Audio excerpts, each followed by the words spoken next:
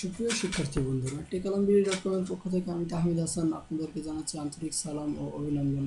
আসসালামু আলাইকুম ওয়া রাহমাতুল্লাহ।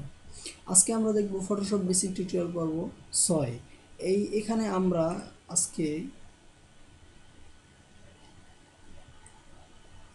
কুইক সিলেকশন টুল এবং ম্যাজিক ওয়ান টুল নিয়ে আলোচনা করব।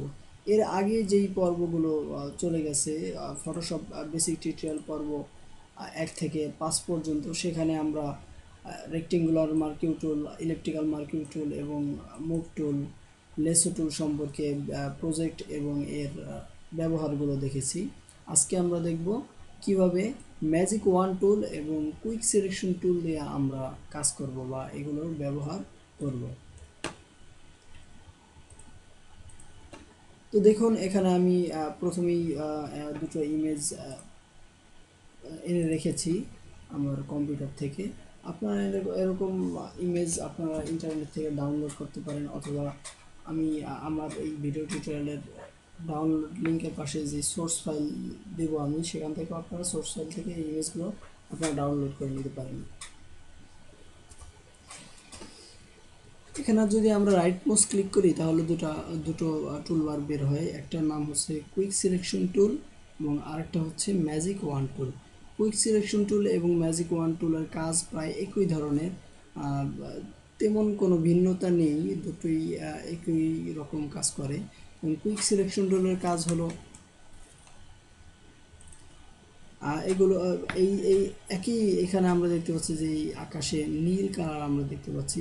আমরা যদি চাই যে এখানে যতটুকু নীল কালার দেখা যাচ্ছে, এই সবগুলো নীল কালার আমরা একসাথে সিলেক্ট করব, তখন আমরা এই কুইক সিলেকশন টুলটা আমরা এই ব্যবহার করতে পারি। যেমন দেখুন, আমি কুইক সিলেকশন টুলটা সিলেক্ট করেছি এখান থেকে। এখন আমি এখানে ক্লিক করি। দেখুন, ক্লিক করার সাথে সাথেই কিন্তু এখানে সে যতটুকু নীল কালার পেয়েছে আশেপাশে, সে কিন্তু সবগুলো সিলেক্ট করে নিয়েছে।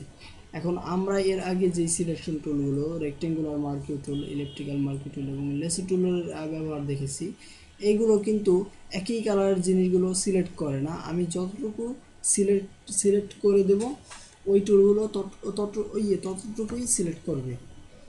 কিন্তু এই কুইক সিলেকশন টুল এবং ম্যাজিক ওয়ান টুলটা একটু ভিন্ন ধরনের। আমরা যতটুকু সিলেক্ট করব ততটুকুই সিলেক্ট হবে না, বরঞ্চ সে একই কালারের যেই অংশ সে আশেপাশে পাবে তা সবই সে সিলেক্ট করবে। এখন দেখুন, এখানে যে নীল অংশটুকু এটা সিলেক্ট হলো। আমি যদি চাই এখানেও একটু নীল অংশ আছে, এটাও এটার সাথে সিলেক্ট করবো, তখন এখানে ক্লিক করলেও এটা অটোমেটিক সিলেক্ট হয়ে যাবে। আবার দেখুন যে এখানে একটু এই অংশটা আমি সিলেক্ট করতে চাই। এভাবে কুইক সিলেকশন টুল যেখানে আপনি ক্লিক করবেন সেখানেই কিন্তু সে সিলেক্ট হচ্ছে, বা একই কালার সে যেখানে পাচ্ছে হচ্ছে। দেখুন, আমি এই পাশের নীল কালারগুলো সিলেক্ট করতে চাই, দেন কিন্তু এই যে হচ্ছে আস্তে আস্তে। ম্যাকগুলো সিলেক্ট করলাম, দেখুন আস্তে আস্তে কিন্তু সবই কিন্তু সিলেক্ট হয়ে যাচ্ছে। এখন আমরা এই অংশটুকু যদি ইচ্ছা করি ডিলিট করে দিতে পারি, অথবা আমরা যদি ইচ্ছা করি যে অন্য জায়গায় কপি করে নিব, সেটাও পারি। আপনাদের আমরা এর আগে যেই কপি পেস্টের এবং বিভিন্ন ধরনের প্রজেক্ট দেখেছি, আমরা সেরকমভাবে এগুলোর ব্যবহার করতে পারি। তেমনিভাবে কুইক সিলেকশন টুল এবং ম্যাজিক সিলেকশন টুলের মধ্যে সামান্য একটু ডিফারেন্ট আছে। যেমন কুইক সিলেকশন টুল, আমি এখানে নীল কালার ক্লিক করলাম, আবার এখানে যদি সাদা মেঘ ক্লিক করি, এবং উভয়টাই কিন্তু একসাথে কিন্তু ক্লিক হচ্ছে, কোনো ধরনের চেঞ্জ বা কোনো এক্সট্রা কিছু আমার কিন্তু করা লাগতেছে না। কিন্তু ম্যাজিক ওয়ান টুর একই ধরনের, যে একই কালারের জিনিস সে যতখানি পাবে আশেপাশে সে সেটা সিলেক্ট করে নেবে। কিন্তু এখানে একটু পার্থক্য আছে। সাপোজ যেমন আমি এই নীল কালার অংশটুকু যদি আমি সিলেক্ট করতে চাই এবং এই সাদা অংশ যদি সিলেক্ট করতে চাই, এখন দেখুন আমি এটা সিলেক্ট করছি, এবং এটা যদি সিলেক্ট করার জন্য এখানে ক্লিক করি, দেন কিন্তু এই নীলের যেই সিলেকশনের অংশটুকু দেখুন আপনারা খুব খেয়াল করে, যে এই নীলের অংশটুকু কিন্তু চলে গেছে, এটা কিন্তু সিলেকশন অবস্থা এখন নাই। এখানে সিলেক্ট করার পরে এখানে সিলেক্ট হচ্ছে, সে সাদা কালার সম্পূর্ণটাই সিলেক্ট হয়ে গেছে, কিন্তু এই নীল কালারগুলো কিন্তু এখানে সিলেকশন নাই। কিন্তু ম্যাজিক ওয়ান টুলের আগে যা এই যে কুইক সিলেকশন টুল, এটা কিন্তু এরকম না। আমি যদি এখানে সিলেক্ট করতেছি এখানে সিলেক্ট হবে, এখানে যদি সিলেক্ট করছে এটাও হবে, যেখানে ক্লিক করব সেখানেই সে পুরোটাই সে সিলেক্ট করে নেবে। কিন্তু ম্যাজিক ওয়ান টুল এটা দিয়ে যদি আমি সম্পূর্ণটা সিলেক্ট করতে চাই তখন আমার কিবোর্ড থেকে শিফট চেপে নিতে হবে। সাপোজ এখানে আমি ক্লিক করলাম এবং এখানেও আমি ক্লিক করব, তখন আমি শিফট চেপে এখানে ক্লিক করব। এখন দেখুন যে এখানে এবং এখানে দুটোটাই মানে দু জায়গাতেই কিন্তু এখন সিলেক্ট হয়েছে। আবার যদি শিফট চেপে এখানে ক্লিক করি দেন এখানেও ক্লিক হবে, ক্লিক করা বা এখানে সিলেক্ট হবে। এরপরে দেখুন আমি এখন আর একটা ইমেজ একটা ইমেজ আমি একটু কাটাকাটি করে দেখাই আপনাদেরকে। সাপোজ এটা একটু ব্যাকগ্রাউন্ডটা লেয়ার ফ্রম ব্যাকগ্রাউন্ড। আগেই বলে রাখি যে ব্যাকগ্রাউন্ড ডিলিট করা যায় না। ব্যাকগ্রাউন্ড ডিলিট করলে এখানে যে ব্যাকগ্রাউন্ডের কালারটা থাকে এই কালারটা এসে পড়ে। তাই আমরা ব্যাকগ্রাউন্ডটা আমরা লেয়ার করে ফেলি। লেয়ার করতে হলে এখানে লেয়ার উপর রাইট মাউস ক্লিক করলে লেয়ার ফ্রম ব্যাকগ্রাউন্ড এটা দিয়ে ওকে দিলেই ব্যাকগ্রাউন্ডটা দেখুন এখন আর এখানে ব্যাকগ্রাউন্ড লেখা অবস্থায় নাই, কিন্তু এটা কিন্তু এখন লেয়ার হয়ে গেছে, লেয়ার 0 মানে একেবারে ফার্স্টের লেয়ার। এখন দেখুন যে এখানে যেই আমরা যে ইমেজটা দেখতে পাচ্ছি এটা একটু বড়। এই ইমেজটা আমরা এখান থেকে আমি যে দেখুন এখানে কিন্তু সম্পূর্ণটাই আকাশি কালারের রং, এবং এক ক্লিকে ম্যাজিক ওয়ান টুল দিয়ে আমি এক ক্লিক করার পরে দেখুন সম্পূর্ণটা সিলেক্ট হয়ে গেছে। এবং শিফট চেপে যদি এই অংশটুকু আমি একটু সিলেক্ট করে দিই এবং প্রত্যেকটা অংশ সিলেক্ট করে দিই, দেন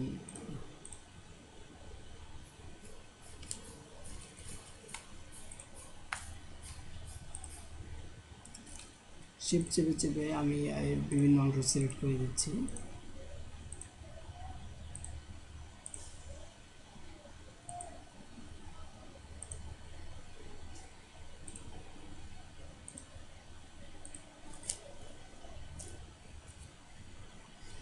আমরা দেখতে পাচ্ছি যে আমি কিন্তু আস্তে আস্তে শিফট চেপে চেপে সম্পূর্ণটাই সিলেক্ট করেছি। এখন আমি এটা এই অংশটুকু আমি ডিলিট করে দেব। এই অংশটা আমি ডিলিট করলাম। এই কন্ট্রোল কিবোর্ড থেকে কন্ট্রোল ডি ডি ডি কি প্রেস করে আমি ডিলিট করলাম। তারপর ডি প্রেস করার পরেও দেখুন যে এখানে অনেক জায়গায় কিন্তু এরকম নীল নীল অংশ রয়ে গেছে। এখন এগুলো আমরা আবার আস্তে আস্তে কি আমি শিফট চেপে চেপে ডিলিট করতে পারি, অথবা এই এই এই কালার যে নীল কালারটা এটা সব আমরা একসাথে সিলেক্ট করার একটা অপশন আছে। সেখান থেকে আমরা এই যে বাকি যে ছোট্ট ছোট্ট যেই কালারগুলো আছে এগুলো আমরা একসাথে সিলেক্ট করতে পারি। এজন্য আমরা এই লেয়ারটা সিলেক্ট অবস্থায় সিলেক্ট রেখে আমরা এখান থেকে এই সিলেক্ট মেনুতে চলে যাব এবং এখান থেকে কালার রেঞ্জে ক্লিক করলে আমরা দেখতে পাচ্ছি যে এখানে কালার সিলেক্ট মেনু থেকে কালার রেঞ্জে গিয়ে আমরা এখানে এই কালারটা সিলেক্ট করে দেব। সিলেক্ট করার পরে এখানে এটা একটু কমিয়ে দিই আমরা।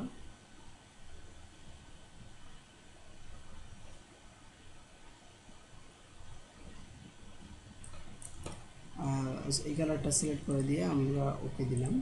ওকে দেওয়ার পরে এখন দেখুন আমরা কিবোর্ড থেকে আবার ডিলিট কি প্রেস করার পরে দেখুন বাকি যে কালারগুলো আছে এগুলো কিন্তু এখন চলে গেছে। এখন আমার ছবিটা সম্পূর্ণ ক্লিয়ার অবস্থায় আছে। এখন এটা ডিসিলেক্ট করার জন্য কিবোর্ড থেকে কন্ট্রোল ডি প্রেস করি, তখন এটা সম্পূর্ণ ডিসিলেক্ট হয়ে যাবে। এখন আমরা এই ফুলের এই অংশটা আমরা যেহেতু আমাদের কাটা সম্পূর্ণ হয়ে গেছে আমরা এটাকে এখন ধরে নিয়ে এই ইমেজটাতে বসাই।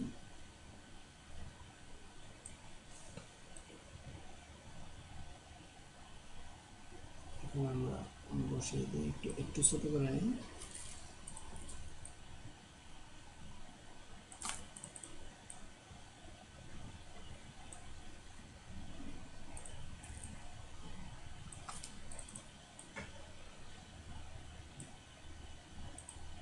দেখুন এখন এই বাড়িটার সাথে কিন্তু ইমেজটার যেই ব্যাকগ্রাউন্ড ছিল এখানে আমরা কিন্তু ব্যাকগ্রাউন্ডটা কিন্তু সম্পূর্ণ কেটে দিয়েছি।